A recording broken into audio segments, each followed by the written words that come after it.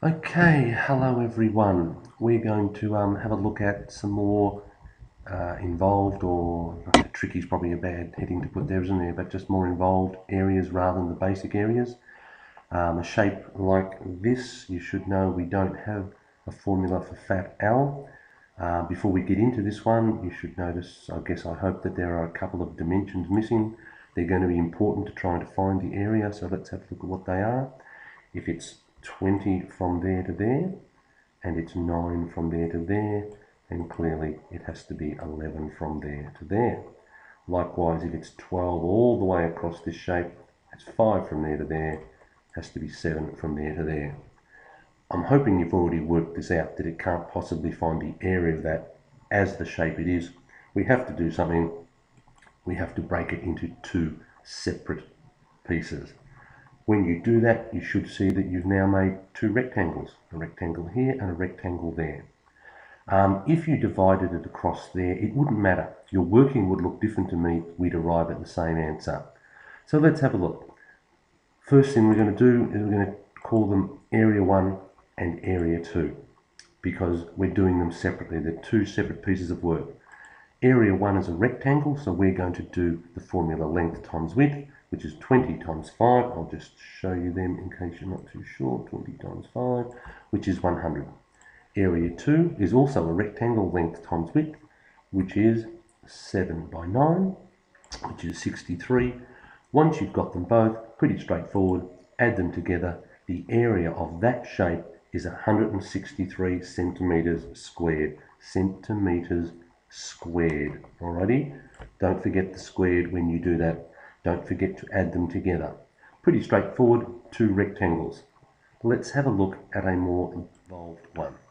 This one here. Now, hopefully as soon as you looked at this, you spotted, all right, I see a square and I see a triangle. So we'll use that red line and we'll break them up into their separate pieces. A square here, a triangle here. You might have noticed that the dimension you're missing that's important is the height of this triangle. It's going to be 15 across there.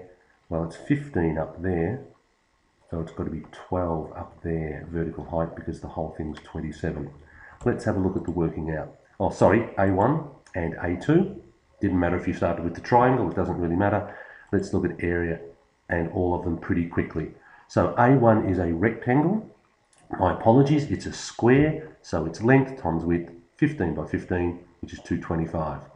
A2 is a triangle, so it's a different formula. Don't write length times width, for goodness sake. It's not a rectangle, it's a triangle. Use that formula. There's your working. Use your calculator. The answer is 90. And as before, add them together. There's your area of both of those shapes. This one, I'm not actually going to do it. I haven't even got any dimensions marked on, but I just wanted to give you an example of one of these. This might be maybe a swimming pool with a path around it, and you might be asked to find the area of the path. Well, what you would do is you would find the area of the entire thing, all of it, path and pool combined. Then you would find the area of the pool, and then you would subtract that from the bigger area. So sometimes you have to add, sometimes in these complex ones you have to take away. You just have to deal with each one on its merits. Now, I don't want to waste any more time on doing these. I want to move on. I just wanted to give you that as a bit of an example. What I really want to cover is total surface area. Total surface area is where you find the area of all sides and add them together.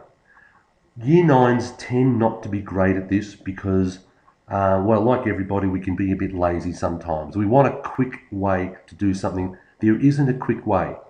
You have to physically find the area of each face or each side.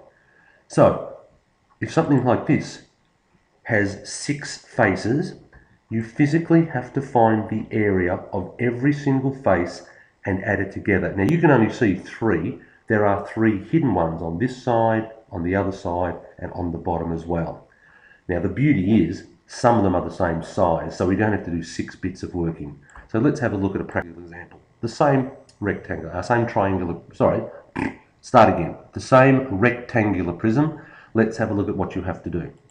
First of all, you've got a side here. Oops, no, we're doing the top. 12 by 5. There's the rectangle at the top. Length times width, 12 by 5 gives you 60. Then you times it by 2 because there's also a rectangle at the bottom of this shape the same size. You can't see it on a drawing as you would if you really held it in your hand, but there's two of them. So you don't need to do the whole formula again of length times width and 12 by 5. Just times that number by 2. That means those two faces combined are 120. Now, this means there's only really 3 bits of work here because we've got faces the same size. So let's do another face. This is this one over here, 8 by 5, which is 40. There's another one over this side, double it, that's for 80. And now we've got the face that we can see facing us, and it's one at the very back of the shape, which is 12 by 8 and times by 2. And importantly, at the end, very importantly, add the 3 together. So with all 3 numbers, you've got all 6 faces added together for a grand total of 392, and again, centimetres squared. Here's one that's not so easy. This is a triangular prism. I actually said that by mistake before. This number over here, 3.8, refers to the vertical height. I probably should have put a marking on this side. It's actually an equilateral triangle. So that's 4.5, that's 4.5, and that's 4.5 as well. The 3.8 refers to the vertical height. Now hopefully you've noticed this is a triangle and there are 2 of them the same. There's another triangle at the back of it as well. There are 5 faces here. There is a rectangle here, a rectangle on that side, and a rectangle at the bottom. Let's see the working pretty quickly. It's a triangle, so it's a half BH, which is a half times the base, which is 4.5, times the vertical height of 3.8, gives you 8.55. There are 2 of them, so double it, 17.1. The rectangle, length times width this time, which is 14 by 4.5, which is 63. Then I've times by 3 because there are 3 faces the same size, so we'll speed up the process, 189, and most importantly, add it together at the end. The TSA, or total surface area of this shape, ends up being 206.1 centimetres. This is a cylinder. It's actually quite a complex way to find the total surface area. For those that have done it before, you might remember that it comes down to the fact that there is a circle at the top and a circle at the bottom, so you get the area of those. The curved shape is really hard. It's actually, if you cut it down there, it would unfold into a rectangle that comes from the circumference of the circle. So the formula is quite convoluted. However, it's just a formula. You all know what pi is. You all know that r stands for radius. You all know that h stands for height. So it's not difficult. None of this looking at this and going, oh, look at the formula. It's too big. It's too hard. I can't do it. You can. They're just letters, and the numbers that replace them are in the actual diagram. So 2 times pi, r gets replaced with the radius, which is 8 squared, of course, plus 2 times pi times r, which is now 8, times the height, which is 15. Type that into your calculator exactly as is, and you get that answer there, and of course, meters squared. Now, I really mean that. None of this looking at the formula and going, oh, too hard. It's actually not. All right, that's total surface area. Let's have a look at volume. The key to volume is understanding what the base of a shape is, because the formula uses the word base in it. The base of a shape is always the shape that is carried through it.